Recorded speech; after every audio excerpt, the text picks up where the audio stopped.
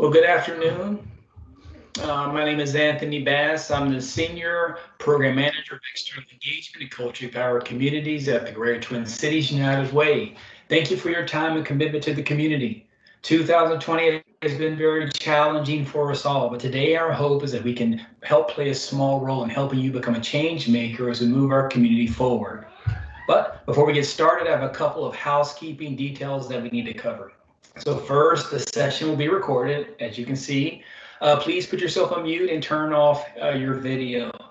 The Community Connection series is designed to inform community stakeholders and community leaders about effective tactics that will allow the community to work effectively together in order to resolve community conflicts, develop initiatives to disrupt systematic inequities, enhance civic identity development, highlight opportunities, and become more empowered to bring about constructive change in our region.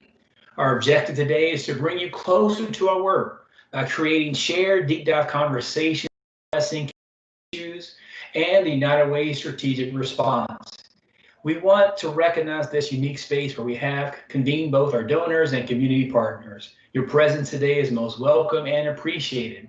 If you have any questions throughout the presentation, please use the chat function, which I'll be monitoring.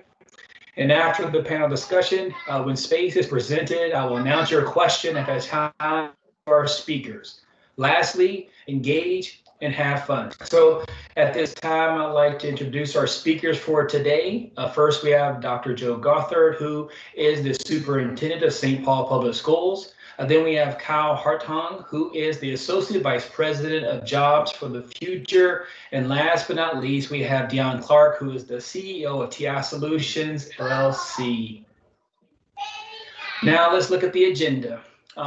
First, as I'm doing right now, I'm trying to welcome you and then transition to an overview of the Greater Twin Cities United Way approach. We'll have our presenters and then a Q&A, and then soon thereafter we'll be concluding for the day. But at this time, I'd like to acknowledge the land before we get started. We would like to take a moment to acknowledge that these are the traditional, ancestral, and contemporary lands of the indigenous peoples. We are on the Dakota lands in the Minnesota Makoche land where the waters reflect the sky or cloudy water. The water, trees, and all living things coming out of the ground carry with them the spirit of the Dakota people. Quite literally, this ground is saturated with the DNA of the ancestors who lived here for millennia. The land was ceded from the Dakota in the treaties of 1837 and 1851. We acknowledge the complex and multi-layered history that includes violence and trauma. This land continues to hold great historical and spiritual significance and remains sacred for many people.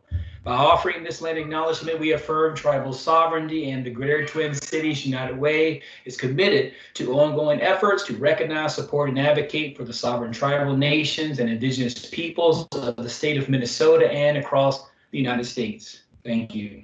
Now, without further ado, Sareen will begin the session.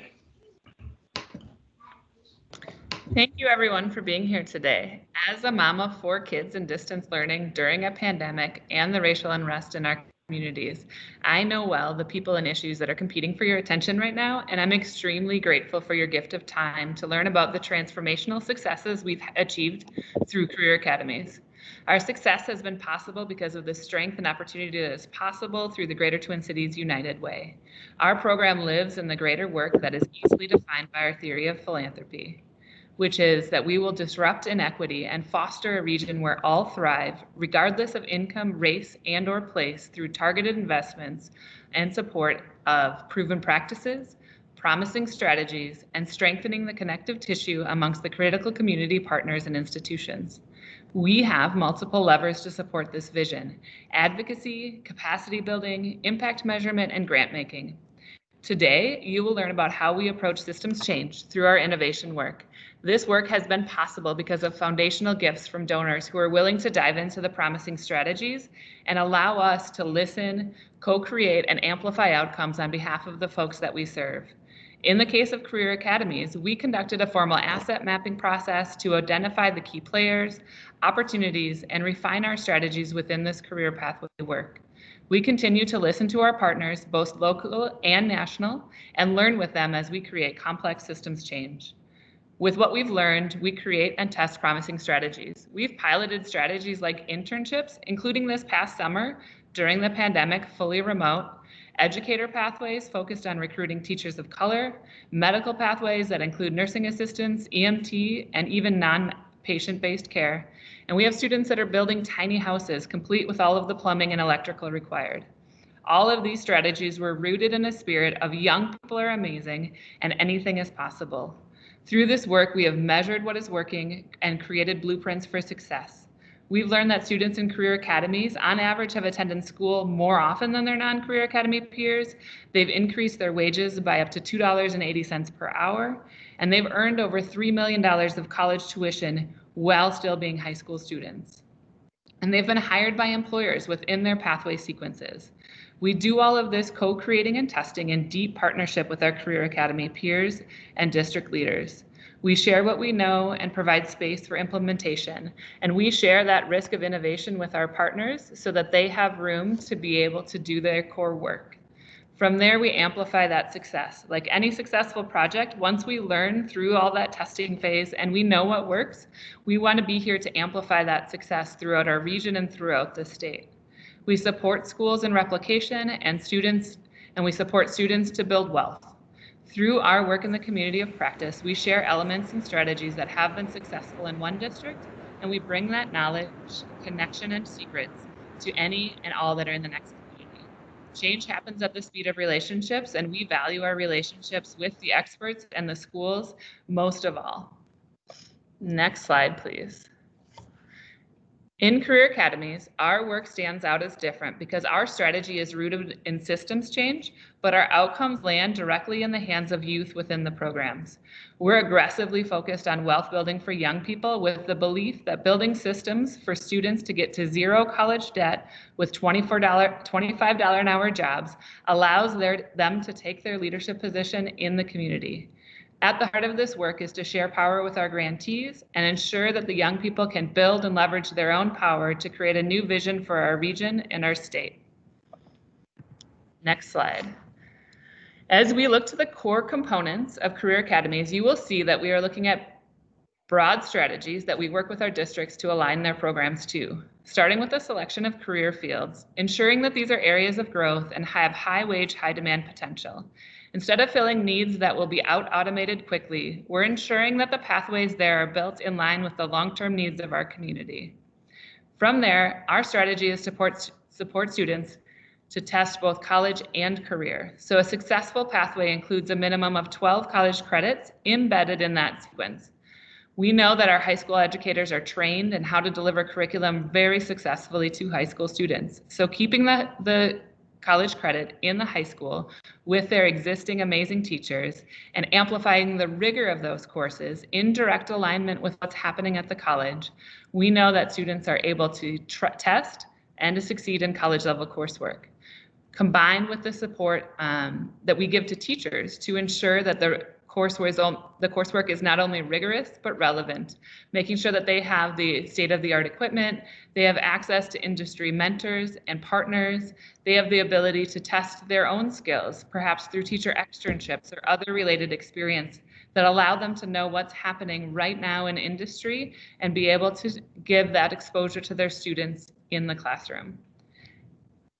And then finally, we know that students should have the opportunity to test what it's like in the world of work. So related work experiences in their fields allow students to be able to enter the workforce, make key partnerships and mentorships within the field, and to be able to test out whether or not they like this field, this industry, and what they want to do post high school experience. We want to make sure that if they choose to continue their education at a technical school, at a community college, or a four-year school, that they have the connections and ability to do that.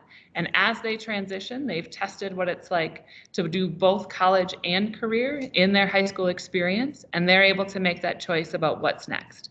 We're attentive to GPA, attendance, graduation, workforce needs, all of that, but we plan through all of those outcomes to the student outcome of zero college debt and $25 an hour. So the next slide, please. The next phase of our work will be continue to support districts. You'll hear from Dr. Gothard and others about that district support being critical to be able to amplify success quickly, to support students who are in the pathways right now, and also support the long-term vision of a school district as they embark on a multi-year trajectory to build pathways.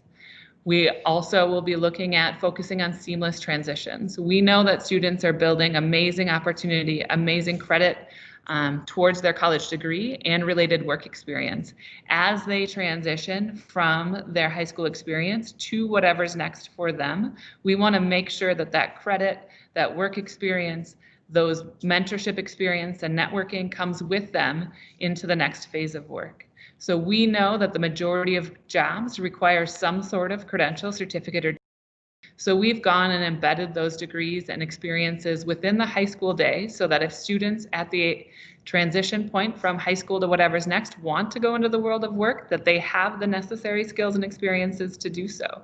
If they choose that they want to go on to a vocational school, a community college, or four-year school, they have experience in those credits, and those credits come with them to shorten the time to degree so that they can get into the wage earning and career opportunities possible. And we want to make sure that not only recruiting students into those career fields, but retaining and promoting them within those fields is incredibly important for them to be able to reach the overall goals of $25 an hour.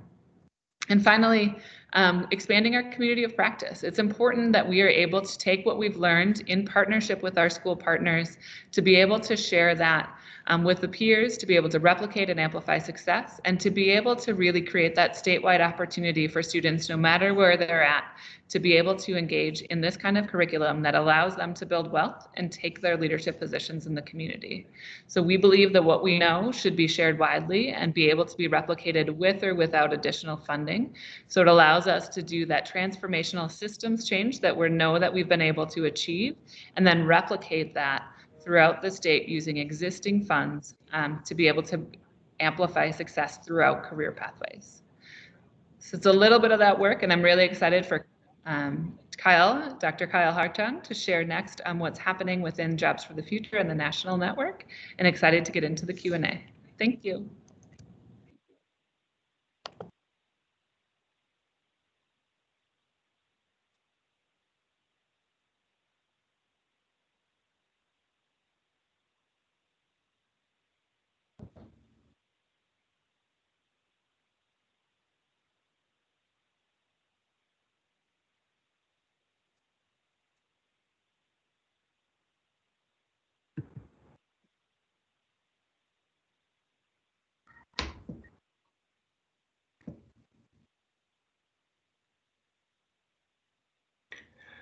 Dr. Hartung, if you are speaking, just so you know, you're on mute.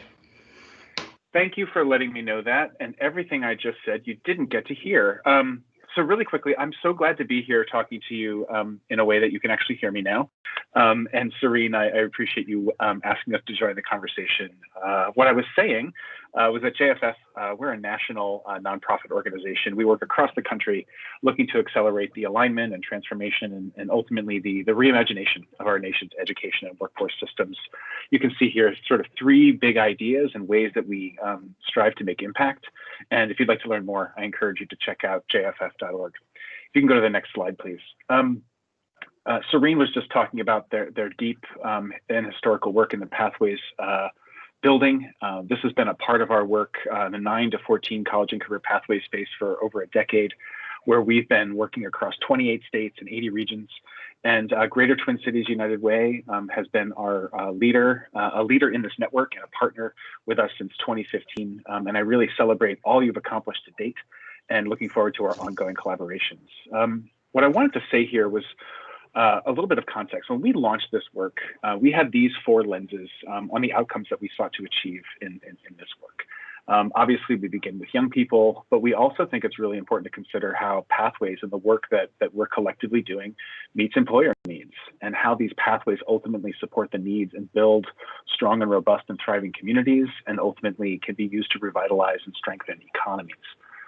I want to name explicitly that what we deliberately didn't do at that time was build pathways that were focused on students of color or on students experiencing poverty. And at the time, that was simply because we recognized that our schools have a not so distant history, and an unfortunate one, of determining who was college material and who should leave high school and go straight to work. And that pretty much cut across race and class lines. And so when we began this work, we were battling stigma and fixed mindsets and realities of discrimination and segregated tracking when people heard the word pathways. And we wanted them to be first in class, we wanted them to be engaging, and not last chance and last choice options for students. We did this with equity in mind and in practice. But since then, and in particular in the more recent years, we've been refining that narrative and being a lot more clear and explicit, and squarely working to center diversity, equity, and inclusion in the Pathways work. And this is work that Greater Twin Cities, again, to celebrate your work, has been doing since your inception and the beginning of this work. This is our North Star, and this is the constellation by which we all need to navigate. And we now explicitly center these as core drivers in our work. Next slide, please. Sareen was talking about the role of intermediaries, and I want to speak to that really quickly. I think that the work of Greater Twin Cities and intermediaries like Greater Twin Cities United Way is central to the work of building and sustaining equitable pathways, and in particular the ecosystems in which they thrive. Many conversations about intermediaries have focused on more of a hub and spoke model, with intermediaries in the center and all the partners around the edges. But what I think is really critical for us to remember at this point in time is that while intermediaries serve as connectors and conveners of the range of diverse stakeholders you can see represented in this image, they're ultimately also a node among many nodes in more of a network, and that part of a larger web of activity directed toward a common cause, a shared vision and shared outcomes. Here I have equitable economic advancement. I think racial equity can be in the center of this circle. And so in this sense, I would like to reshape the narrative that we have in the field about intermediaries not being the hub of the action, but being a core part of that work and playing a role in ultimately driving it. Slide 4, please. Really quickly, what I'll say about the role of an intermediary and its importance as we think about striving toward equity and justice is their ability to engage and convene stakeholders and organize around a common agenda, their ability to connect key stakeholders to specific aspects of the work, their ability to build vision for the work, catalyze ideas into a common focus, bring voice for communications of the work with both active partners and more broadly and visibly in the field, operationalizing the work, including aggregating field knowledge and practice, and ultimately focusing on outcomes and driving a conversation about what we measure matters, and keeping that at the center of the conversation, and while also providing peer and public accountability for the work. These functions can be housed within one organization. They can be unbundled across many organizations, but they're all really critical and essential, especially as we focus on building systems that are designed and bent toward equity. Next slide, please. The last couple of points I'd like to make are a little bit more specifically about the challenges we face to building equitable pathways, and then ultimately what I really think that leading with equity looks like. Young people today have very different visions about the permanency of a career than youth historically have. Some youth are more likely to feel pressure to pick a career that stay in for their entire life, even if it's something they end up hating. And this is something that's especially true for youth experiencing poverty, who feel that they have little margin for error when they choose a career, and they experience a lot of pressure to get it right the first time. And so the work that you do, the work that we do as a field really matters as we help to shape a narrative about what is actually possible, and being really clear, being crystal clear about how do we realize and advance transformative outcomes? How do we move these barriers out of the way to make sure that demography is not destiny? How do we, these things have persisted over time, and they are metastasized into our institutions, into the ways of thinking that we have, and that inadvertently show up over and over again. And so the work that we do is critical to remove them. And in particular, your work in Minnesota is really a core part of a national conversation that I take it upon myself to continue to elevate. And I hope that you continue to be active in this space. The last slide, please. The final things I'd like to say here before passing it on to my colleagues are about what do I mean when I think about leading with equity, in particular, and the role of intermediaries? I think that who we serve matters, and being really crystal clear about who that is, and that our work needs to be shaped by the needs and interests of the communities in which our work is embedded. The intentionality of our work should not be predicated on chance. We need to leverage our privilege and our advantage to amplify and elevate the voices of those with whom we work. We need to elevate the concerns and ultimately the solutions that rise up out of communities themselves.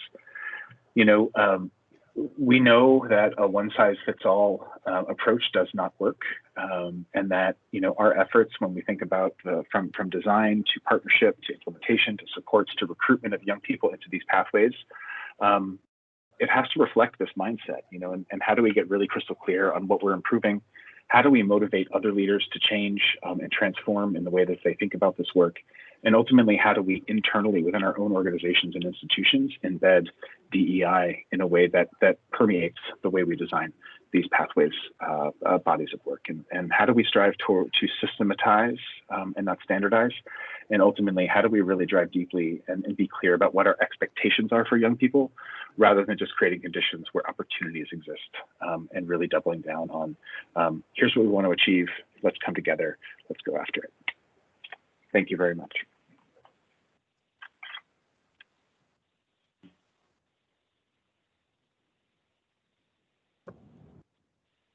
Awesome. Dr. Gothard, if you could join us and tell us about the amazing work in St. Paul Public Schools.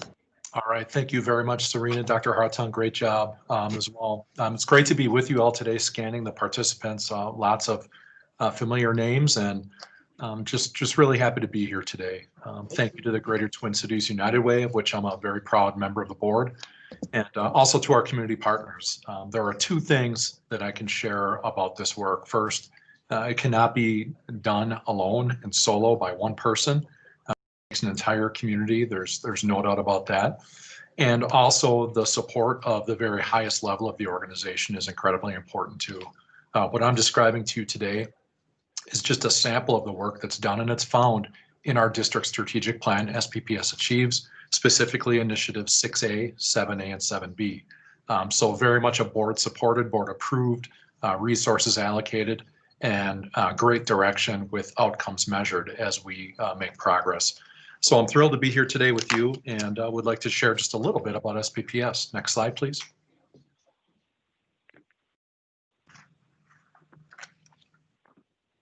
And this slide shares it in many ways. My vision for this work, and I remember my first time meeting with a Greater Twin Cities United Way back in 2014, Superintendent of Burnsville at the time, talked very much about how in my work with career pathways, it was always a certain place of the curriculum. It was always a certain wing of the school, and it was always an opportunity that was only there for some students, sometimes almost by luck, sometimes also by intention, which gets to some of the equity issues that we face.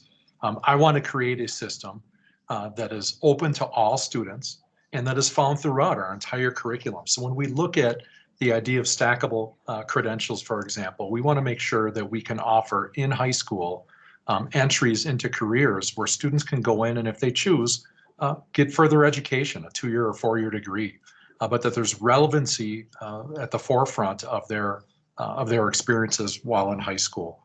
We want to make sure that our students have a career sampler curriculum. So our 9th grade students are all getting an opportunity to assess where they're at, what ideas and passions they have, and where those careers might take them, where those interests might take them. The example that I've given, many of you have heard me say this, that we cannot expect our 16 or 17-year-old students to all of a sudden be asked, what do you want to do with your life? By then, 2/3 of their education is over. They can't go back and repeat some of those elementary, middle school, or high school experiences. We want to make sure that this is a progression. And by the age of 16 or 17, there's not a choice, there are choices, it's plural, that there are many different experiences that they've gathered that they can really promote themselves for what they want to achieve. And finally, career pathways as we define them. These are the 4 career fields that we offer at our comprehensive high schools: arts and human services, business and communications, science and medical, innovative and emerging technologies. And I think right now, these last 9 months, many of you might wonder, well, what have students been doing in the space? Really great opportunities for them to dig deeper and to, believe it or not, have some virtual opportunities to explore, to create, and to reach out and connect with a lot of our community partners. So It's been a difficult time, but one that is not wasted time either, as long as we have been able to make that connection. Next slide, please.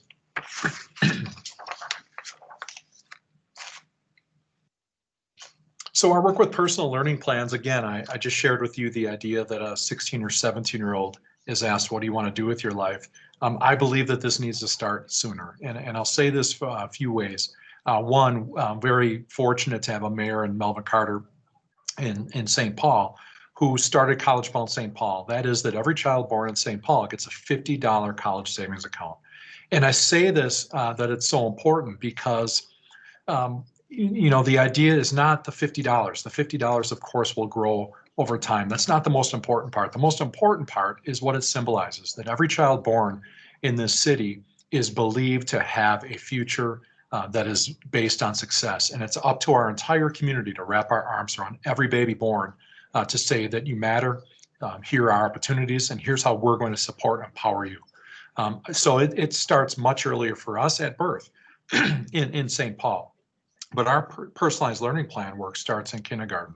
And we want to build a system that's based on the assets, strengths, ideas, determination that our students have. It should not be one that is forced from the system.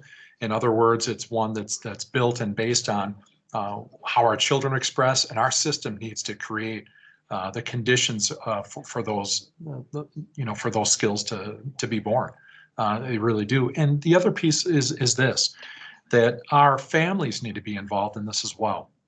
And again, this cannot be a career inventory that a high school student takes. These need to be milestones and different opportunities throughout a child's session where families can be involved as well. In St. Paul Public Schools, we have many first generation eligible children who have not, you know, who have not been exposed perhaps to the kind of workforce opportunities or post-secondary opportunities that they absolutely should be. So we want to educate our families as well, so that they know how to navigate some of these very difficult and very technical sounding pathways that children want to be eligible for later in their high school career. So the personalized learning plan is a community plan, as I've referred to it. It is not school and child, it is child and the entire community, which again, starting at birth, every child born in the city of St. Paul has a future that's up to us to help them determine. So we are also, I should just mention, Zello is our new tool that we are mapping this work on as early as kindergarten. I'm really excited about this. I've been a champion of this work. And again, even though we're in distance learning, I think we've made significant progress. I know several members of our team are on this call today as well, and I have to give them great thanks for taking a sometimes crazy vision like the one that I'm sharing with you and saying this is how we can get it done. So great job. Next slide, please.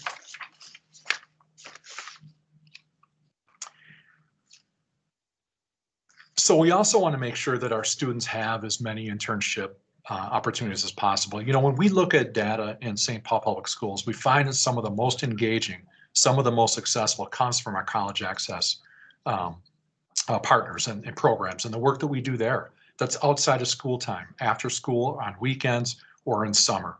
And it's been my belief that that is the kind of work that we need to bring into the school day and make available for all students every day.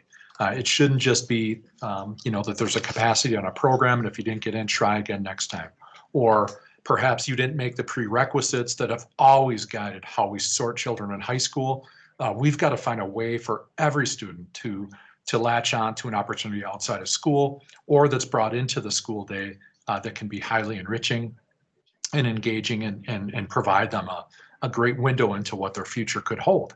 And so it's important to us that when we work with our partners that they understand our students, they understand what our pathways and expectations are, and that we can truly build a relationship around what is going to be best for our students, and more importantly, how we can work together.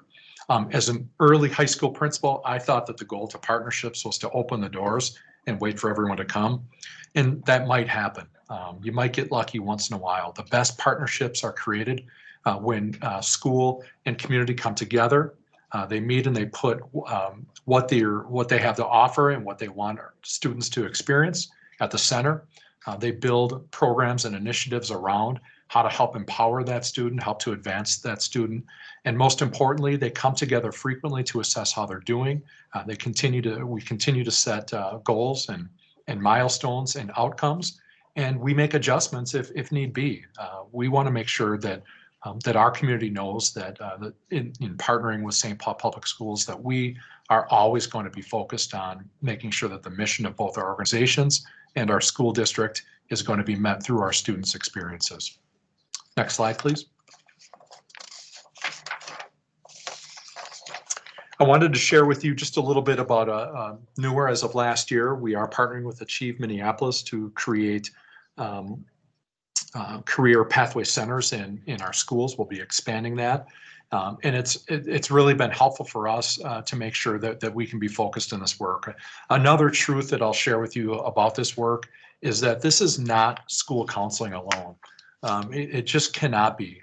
The old model, the outdated model, I should say, might be that one school counselor directs all the activities for a school, and they host certain nights, or they might have seminars for students. But career readiness and career preparation, career pathways, is the work of the entire school community. It is held by everyone. And I'll give you just one simple example. We might think that we bring students in and ask them what they want to do with their lives, which is obviously an important discussion. But we need to really break that down, and we need to develop a set of questions, a set of communication tools all of us are using with students at all times, so that we can help and understand and take the cues that we're hearing from our students, either what they're saying, what they're responding to in the work that they're doing, or just in the work that we're doing and reflecting on skills that our students possess. And that should not be held by one person, one department, one class, one teacher. That is the role of the community. Back to what I said at the beginning, our community needs to invest in our children. I know the workforce is depending on this very much. I'm well aware, we're all aware of shortages that we are certain to face in the near future.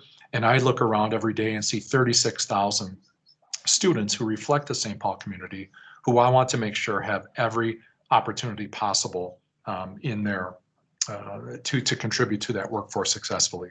So when our college career integration, our college career pathway centers, we'll be able to offer support in landing those internships, of filling out some of that paperwork that I said might be entirely new to a family who may not have experienced college in the past. And we want to make sure that we can be there to mentor and nurture all of our students. So very thankful for that continuing partnership that has just started, but certainly has a lot of potential for St. Paul Public Schools.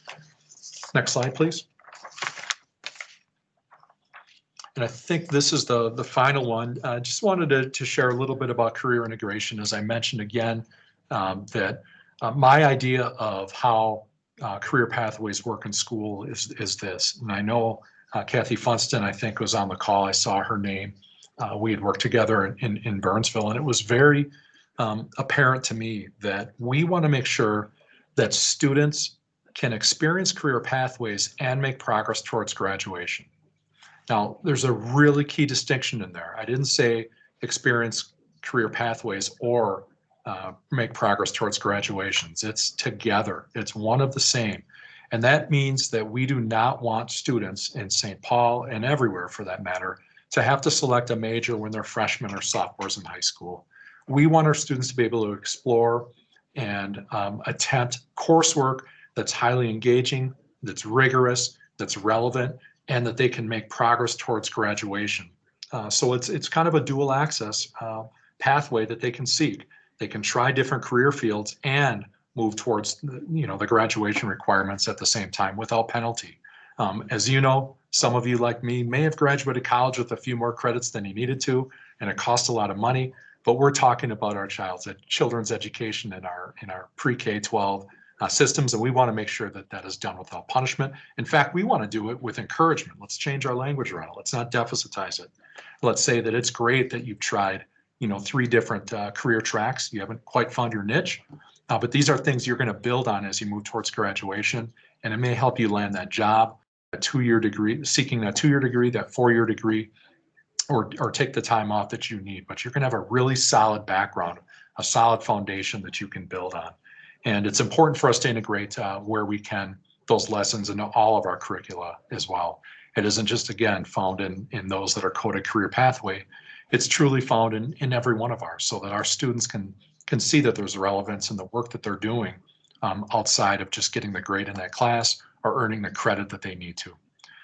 So with that, I know I've jam-packed a lot into just a few slides. Many of you know me. I'm excited about having these conversations, and I look forward to hearing what questions you might have today. Thank you. Thanks, Dr. Gothard. Deon, can you tell us a little bit about what you're up to? Absolutely. Sareen, appreciate you guys inviting me to be on the panel with Dr. Gothard and Dr. Hartung here. I mean, this is, for those who I've not had a chance to meet, I see a lot of the names here. The only thing I really want to stress to everyone is how real the impact is when you start to look at how to connect the dots around Career Academies. And so I'm appreciative to the United Way for really taking the lead on that and working with the schools and various different organizations. What I want to say to those of you all who are participating here, I tend to use myself as an example of what it looks like on the back end of doing this, of having these Career Academies, exposing young people to all these opportunities so that they follow the path that's best suited for them, as opposed to kind of moving down a cookie cutter approach. For those who I do not know, Chicago's where I was born and raised, on the South Side, and there was a very limited approach to what things in school were available. And there was not a lot of talk about college and things of that nature. And so you didn't really have access to these career. I ended up getting into the military, and I look at the military as nothing but it's a trade. Many of the skills that they teach us, students can learn that right here in high school. The thing about it was that I had always had the abilities, talents to do great things, but there was not always a system around me to actually allow me to do those things. And this is a very important point that I want to make before we move into the Q&A. My actual profession was a senior nuclear reactor operations instructor. So I am one of the few people in America that licenses individuals to operate commercial nuclear power plants. And I did this in the military for the nuclear submarines and aircraft carriers. I've been doing that since I was 19 years old. And so to put that in perspective, so many young people, when they're in high school and we see them, at the moment that we see them, we may not necessarily know that is the person that 10 years from now will change the world. You don't necessarily see that right away, but that is that young person. And it really is up to us to make sure that we expose them to everything that's available. We have to connect the dots so that they actually get there. That was the piece that I had to connect into was, I am who I am. I am the kid that can split atoms, but I needed a whole network of people, a network of mentors. I needed a network of educators, community support groups in order to guide me to that point. So my hope is that as we go through the rest of this presentation, that everybody on this call recognize this is real. It's not a series of slides. It's not just those of us who are extremely passionate about this hoping to convince you. This is real. And there's so many examples of young people who have gone through processes similar to what we're talking about, and they've had a lot of success. Even if you haven't had a chance to talk with them, just know that this is not created in a, this is the real deal. And we have to be able to connect in with the United Way and all their partners. Even if you may not know exactly how your part impacts it, just know I myself am sitting here because I am a product of a system of people in programs that work together to allow me to be the best version of myself. So I'll leave it there because I know we want to get to the Q&A, but I'm exceptionally, I'm just happy to be a part of this because I know it's so many young people that are going to benefit from this. What you guys see on the screen is the gist of the work that TCI Solutions does. On the left-hand side, it's everything that those of us who are tied to developing young people. So that's the educators, that's your community groups, those are our parents, family members. It's those of us that have the task of preparing the young people. On the right-hand side, that's on the employer side. That's the recruitment process, bringing them in and keeping those young folks and developing them. If those two don't align, we've failed. So our job and what my organization does, we work with various entities to help make sure that alignment is in place, to make sure that if students do their part and they go through the training, they get the different credentials, it aligns around the time that the employers are actually hiring, so that you don't have a student who's done their part, but now there's not an employer on the back end. Conversely, we don't want employers putting forth extreme effort, but then somewhere there was a breakdown with the young people, where those young people never made it through. So big picture, we really focus on providing support to everybody that's a part of that ecosystem to really get these young folks into their careers. With that, I want to turn it back over to Sareen. Thanks, Deon. And we're going to jump into some Q&A. And I know that we have a lot of questions that we're prepared to cover, but if you have any additional questions, feel free to drop them in the chat box. Deon, I want to stick with you. I know you just turned your camera off, but as you start to paint this picture for folks, how are career pathway programs that we see in schools different than the traditional school day model a lot of us may have grown up with? I think probably the biggest thing is these career academies redefine what success can mean for a student. I think traditionally it was really you just had to perform academically and you were prepped for a 4-year. And there's so many young people who maybe that wasn't their path, and they were kind of deemed as not being successful. And that really has an impact on young people when they're believing that they're not being successful because we define success differently than what they themselves would have defined it as. So when you look at having those career academies, I think it really allows students to focus on being the best at what it is that they're pursuing. And I think that helps to motivate them. That's one of the big differences, I think, with this career academy versus traditional. There's a couple other things I think are huge. One is the employer engagement. Now, I cannot understate this. When you look at so many young people who everything has to be relevant for them today, not a hit against young people, but they literally have an attitude of, if I can't see how this makes sense to me, why are you teaching it to me? I can just go to Google and do what you're doing in 60 minutes in class. I can learn that in 5. So we may lose them. But bringing those career academies where students can now see the relevance of what they're learning, those employers are the end game. And it's very easy for an employer to come in and say, everything you're learning, this is exactly how you're getting ready to use it. I think that is huge when it comes to career academies. It allows students to make sense of what it is they're learning so that we're not asking them to learn it because we said learn it. So it gives that relevance, in my opinion. I also think that credit worthiness. Traditionally, AP and IB were really the only ways you can get college level credit in high school. I think when you introduce those career academies, so many young people are able to get college credit in those particular academies, and they don't necessarily have to be tied to advanced placement or the International Baccalaureate, which is also phenomenal programs, but you've just opened up success to so many more young people. And so I do think that as more and more schools start to adopt the career academies concept, I think you're giving so many more of your students a direct line to success. And you're making it make sense. They cannot go to school and say, I don't get why this is important. It's so many ways we can show them this is exactly why you're learning this. And I really think that that's one of those biggest reasons why the Career Academy is huge. Thanks, Deon. As someone who YouTubed how to hang cabinets in their kitchen, I feel like that relevancy and being able to put it to work immediately is important. Kyle, does COVID-19 change the momentum and relevancy of career pathway programs, or what have you seen nationally? I'm actually going to unmute myself this time, and now I also have my camera. When I was talking before, I was very animated. I had lots of gestures, and I realized that no one saw me do any of that. So it's nice to be on camera with you today.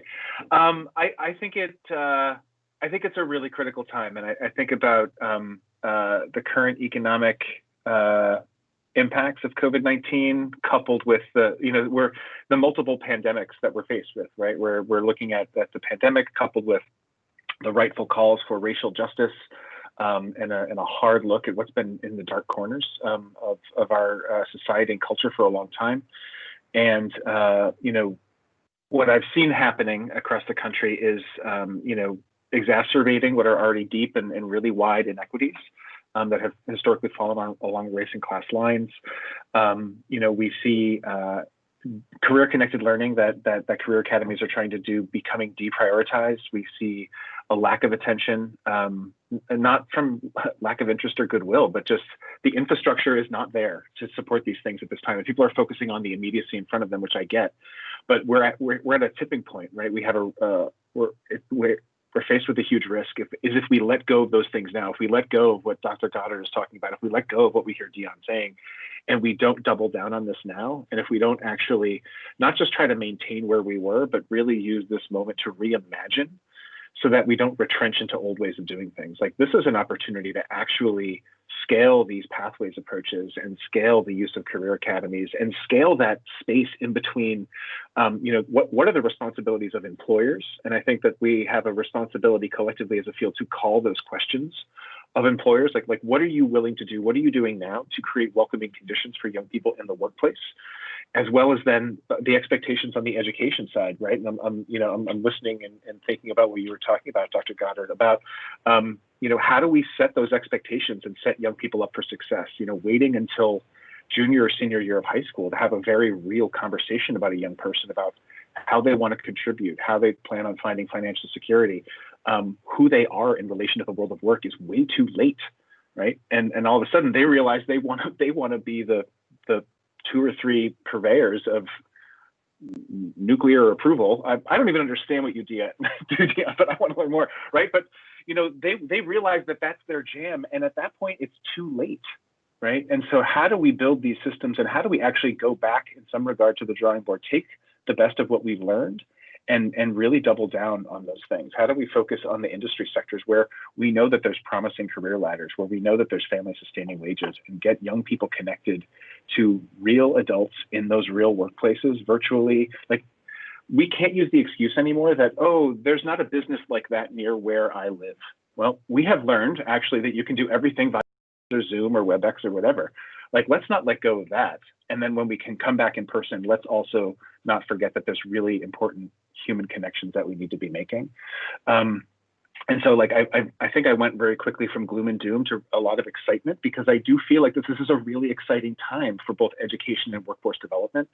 And I think about the people on this call and the people listening in is, how do we also put pressure on and partner with people who have the ability to influence and make policy, and really, collect the deep insights that we have as a field and bring those up to our policymakers and say, how do we better integrate these strategies so that we don't find ourselves in this position again with a crumbling infrastructure, a year from now, 2 years from now, 3 years from now. Let me pause there because I want to make sure other voices get in here. But I mean, I think that the short answer, Sareen, is I see nationally people mobilizing around these big ideas. I see people not walking away from or shying away from starting to have harder conversations. And if anything, we might be at a time finally where we can actually start asking the harder questions about who doesn't have access to these opportunities and why, and what can we do to actually ameliorate that problem. Dr. Gothard, I see you leading a lot of that work as you look at the distance learning possibilities through COVID, but also the equity issues that are like at the heart of your strategic plan. Can you talk more about how you're approaching that strategic planning in terms of building those pathways and what that looks like for St. Paul? Yeah, I think I can absolutely agree with much of what Kyle was saying previously, that this isn't a time for us to pause. And it's been really hard. I mean, just so everyone is aware, our district went from a teacher strike into pandemic, to the death of our board chair from COVID-19, to the murder of George Floyd, to the building a school district and starting a school year in distance or hybrid or some form or fashion, to now where we're going to go tonight, an announcement from the governor. I mean, this has been beyond what anyone could have ever imagined that we would experience in the year 2020. Oh, and let's throw an election in there, right? Should we throw an election in there as well, presidential election? I mean, it has been extremely hard, and the adults are suffering in our system and in our community. Therefore, our children are, and even more. And I think we just have to be real when we say that. However, be that as it may, we still have our students with us every day, and we still have to absolutely make sure that they know there's more than hope. There's a strategy to help you. And we recently released that our students are really struggling in the first quarter. Our progress report grades came out, and they were abysmal. Imagine that. We're in a pandemic and distance learning, and grades suffer. I don't think it's such a news story. I'll share with you, I'm going on ABC News next week to talk about it. I'm shocked that it's actually a news story because I think we all could have predicted it. So we have to find ways to make sure that we're engaging with our students and with our families. We have to make sure that we know that it has to be more than an email or a text, that we may very well have to find alternative methods to do that in terms of support. Now, again, from the dial-backs we are likely to get tonight, some of that in-person support that we've put forth might be turned back a little bit. So we're just going to have to go back to the drawing board and make sure that we find ways. And lastly, I'll say that I meet with our parent advisory councils frequently. These are our racial identified groups in the district. And I don't wait for those groups to come to me. I go to them and say, how are things going? And the responses that I've gotten from those meetings have been really heartfelt. And as difficult as it is for our families, there's also incredible fear about COVID-19 as well. So again, we are trying to instill both hope and strategies into our community right now. And sometimes those battle for time and resources a little bit, and we're just going to move through it and do the very best that we can. I appreciate your statements there, especially about how much adults in the system are caring right now, as we see that our teachers are doing all that they can do to support students at this time and be agile and lead transformational change. Kyle, how have you seen a community of practice be able to support the adults as they're making that change, to be able to amplify strategic change across a region or across a state? Yeah.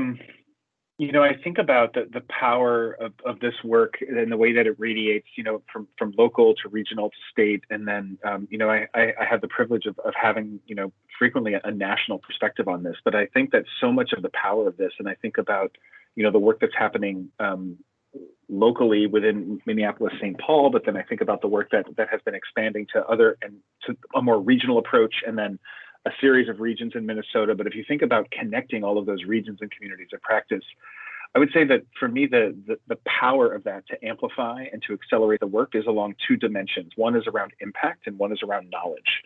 And so when you can bring these communities of practice together and really build a strong, focused network around it, the individual, but that's the institution or the singular place, right? Like there's an opportunity to work with others to translate and figure out what are the local pieces of this that I can adopt for my personal practice, right?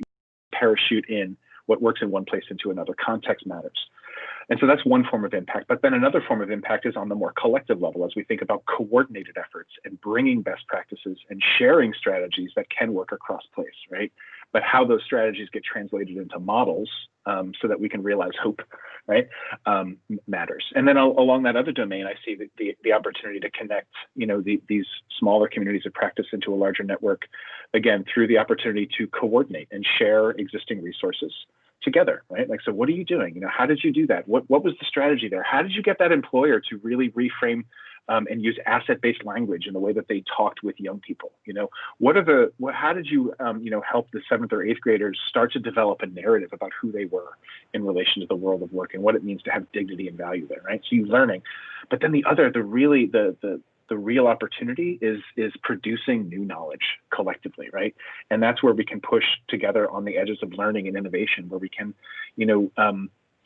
co-create new ways of working and new ways of thinking, so that we keep each other on our toes and not just retrenching back into old ways of thinking. And you have someone like Sareen show up to a meeting and push all the buttons and say, yeah, that's nice, we did that 3 years ago, but what are we going to do next, right?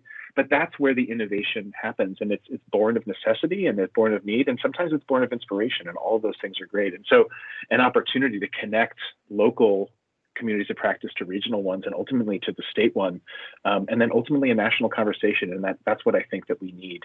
I think that that's a really powerful opportunity that I think Minnesota's in right now, or facing right now. Thanks, Kyle. I see a great question from Luis. Hi, nice to see you, Luis. I haven't seen you in a while. But he's lifting up a question around, scrolling back. There seems to be a larger discussion in career pathway programming with regard to finding a balance between pipelining youth for specific career opportunities versus giving youth agency and more structured career exploration opportunities. What balance has been successful when it comes to delivering technical skills training for youth Anybody want to jump in and take it? Otherwise, I'm looking to you, Deon, if no one else jumps in. I can make just a couple of comments on that where I think that's a tough one because there's sort of sometimes when a student gets on a specific path, maybe that's not a good thing. And are we pigeonholing that student because we moved them in one direction or the other? I do think, and it's clear if you look at what Dr. Gothard is saying about and how they're creating additional career pathways. I know he did it in Burnsville before coming over to St. Paul. Students have access to a lot of that information.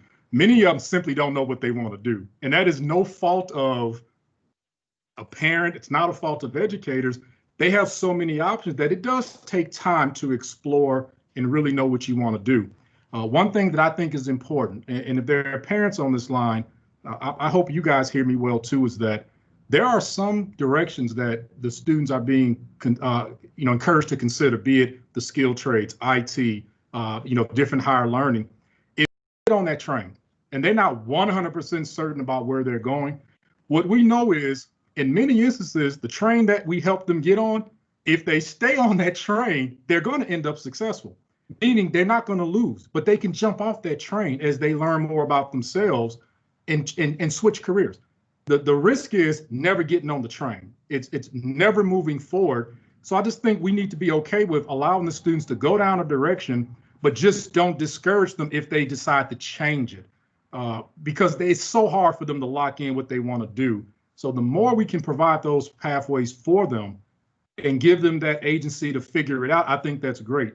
But I also think it's important to encourage them to make some early decisions with the understanding as they get more knowledgeable, as they learn more about themselves, they get greater access to greater resources, they can always pivot. But they never stood still. They were always forward moving. And so it's sort of a longer answer to that question. But I think the important part is for us, do not feel as if you pigeonhole them. We do have to get them moving in some direction while they're figuring out what's best for them. I see that some folks are jumping in on answering that question, but Dr. Gothard, Dr. Hartung, any last words on that question? Because we're going to have a hard stop at 2, respecting everybody's time right now. Yeah, I'll just say real quick, Deon, I thought did a great job, and I put some things in the chat there too of how focusing on skills and developing and growing skills can really help. And what our students experience at 16, they may not use, and all of a sudden they're at 22 and finding themselves at a dead end. And they can go back to a really solid foundation that's based on all their experiences. So I don't think we should, we need to acknowledge that. I wanted to respond to Joseph's question really quick about how after-school networks and providers can partner with us more or change what they're doing. I want to look at it another way. I want to look at how can schools change what they're doing to be more like those opportunities. As I said before, they are some of our highest engaging. We get the best returns, and our students are really happy to be involved in a lot of those networks. So hats off to all of you. And I think it's our job to look a lot more like you than we have traditionally.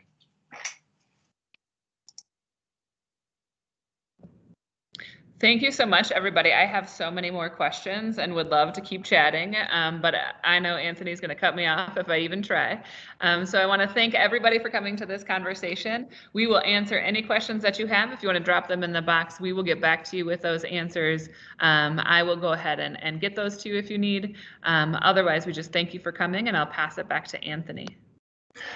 Once again, thank you, panelists, staff, donors, community leaders. A video link of today's session will be included in the newsletter that is sent out monthly. Our next Community Connection event will be on advocacy on December 10th from 1 to 2 o'clock. Lastly, to end with a commitment to live inclusively, as we've done traditionally here at these sessions. I commit to be intentional in living inclusively. I commit to spend more time getting to know myself, understanding my culture. It is in understanding myself that I am better positioned to understand others. I will acknowledge that I don't know what I don't know, but I will not use what is unconscious as an excuse. I will be intentional in exposing myself to difference. If I don't know, I'll ask. If I'm asked, I will assume positive intent. Most importantly, I will accept my responsibility, increasing my own knowledge and understanding. I commit to speaking up and speaking out, even when I'm not directly impacted, for there is no thing as neutrality in the quest for equity, justice, and inclusion. I will strive to accept, not just tolerate, respect, even if I don't agree, and be curious, not judgmental. I commit to pausing and listening. I will be empathetic to the experiences and perspective of my others. I will use my privilege positively and get comfortable with my own discomfort. I commit to knowing, getting, and doing better than I did yesterday. Keeping in mind my commitment to live inclusively is a journey and not a destination. Thank you all. Have a great day.